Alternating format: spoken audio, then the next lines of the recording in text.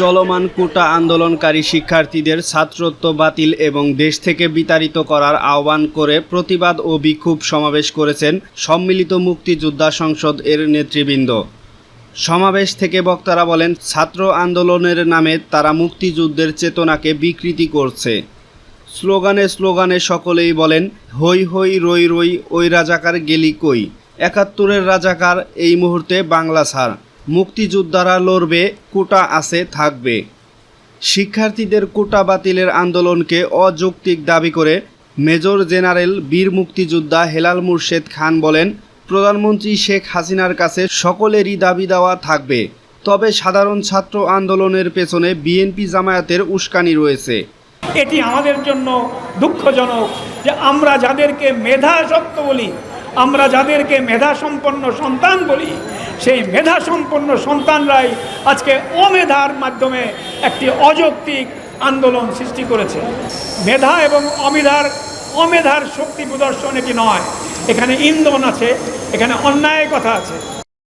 16 জুলাই সোমবার সকালে জাতীয় প্রেস ক্লাবের সামনে আয়োজিত বিক্ষোভ সমাবেশে উপস্থিত ছিলেন বীর মুক্তিযোদ্ধা লায়ন এবিএম সুলতান আহমেদ, বাংলাদেশ বীর মুক্তিযোদ্ধা সন্তান কমান্ডের সভাপতি মিজানুর রহমান মিজান, সাধারণ সম্পাদক হাজী ইয়াসিন আকন্দ, সহসভাপতি হাজী ইউসুফ মিয়াজি, হামিদা আক্তার সহ আরও অনেকেই।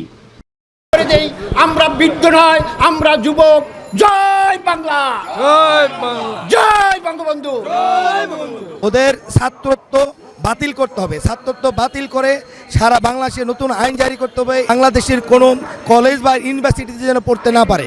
আর যাই হোক, ওরা যেই শক্তি পেশি শক্তি দেখাচ্ছে, এই পেশি শক্তিতে আমরা ভয় পাই না। বীর মুক্তিযোদ্ধাদের নেতৃত্বে যদি আমরা মাঠে নামি, এদেরকে আমরা ঝাড়ু মারা ওই শাহবাগতে সরা দেব। গভীর রাত্রে তারা রাজপথে নেমে এসে বলে, আমি কে তুমি কে রাজাকার, অথচ এই শব্দটি একটি ঘৃণিত শব্দ। বাংলাদেশের জনগণের কাছে, দেশের মানুষের কাছে রাজাকার শব্দটি একটি ঘৃণিত শব্দ, এই কারণে যে মহান স্বাধীনতার যুদ্ধের সময় এদেশে পাকিস্তানি হানাদার বাহিনী বা সেনাবাহিনী যতটুকু আমাদের ক্ষতি না করেছে, তার চেয়ে ক্ষতি করেছে বেশি রাজাকাররা। সেই রাজাকারের উত্তরসূরিরা আজকে আবার মুক্তিযোদ্ধাদের সম্মান নিয়ে তারা ছিনিমিনি খেলছে, তাদেরকে নিয়ে কটূক্তি করে, মুক্তিযোদ্ধা পরিবারদেরকে নিয়ে আমরা তাদের বিরুদ্ধে তীব্র নিন্দা এবং প্রতিবাদ জানাই। স্বাধীনতার বিরুদ্ধে যারা কথা বলবে তাদেরকে এই বাংলাদেশের মধ্যে কোনো অবস্থাতেই অবস্থান করতে দেব না।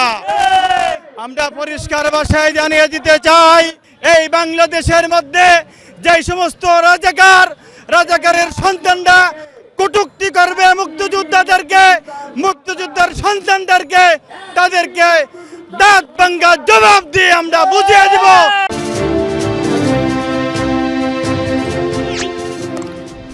সাবস্ক্রাইব করুন এবং বেল বাটনে ক্লিক করুন।